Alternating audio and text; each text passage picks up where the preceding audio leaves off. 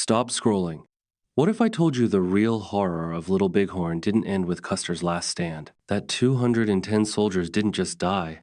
Their corpses became a warning? History books talk about the battle. But what happened after the guns fell silent?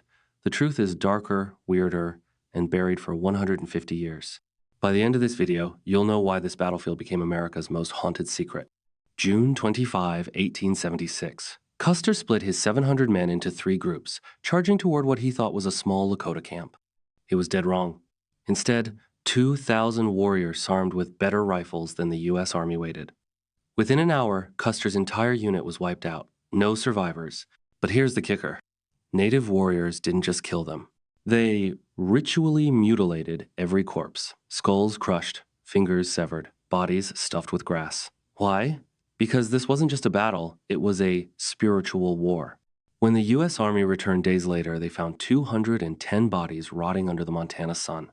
Swollen, blackened, unrecognizable. And what they did next will make your skin crawl. They buried Custer's men in graves so shallow you could trip over them. 18 inches deep. Just enough dirt to hide the stench. But Mother Nature had other plans. Weeks later, summer storms washed the dead back to the surface. Skulls rolled downhill. Wolves dragged rib cages into the prairie, and America lost its mind. Custer's widow begged the government, "Bring my husband home," but the army refused. Too expensive, too dangerous, until public outrage exploded. Finally, in 1877, a recovery team returned. What they found?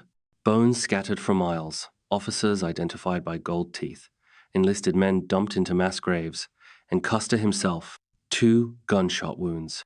Temple and chest. But here's the twisted part.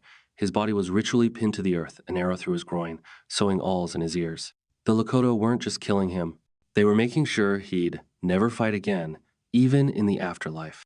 Today, park rangers swear this place is haunted. Visitors hear phantom gunshots, see shadowy figures on horseback. But the real ghost? The treaties we broke. For 20 years, the U.S. promised the Lakota their sacred Black Hills, then stole them for gold. Little Bighorn wasn't a last stand. It was a last scream of defiance. Sitting Bull warned, "You are fools to make war on grass and stones." He was right. By 1881, the Lakota were forced onto reservations. Their victory erased. Yet every year, bones still surface here. The earth won't let us forget. So ask yourself, who were the real savages?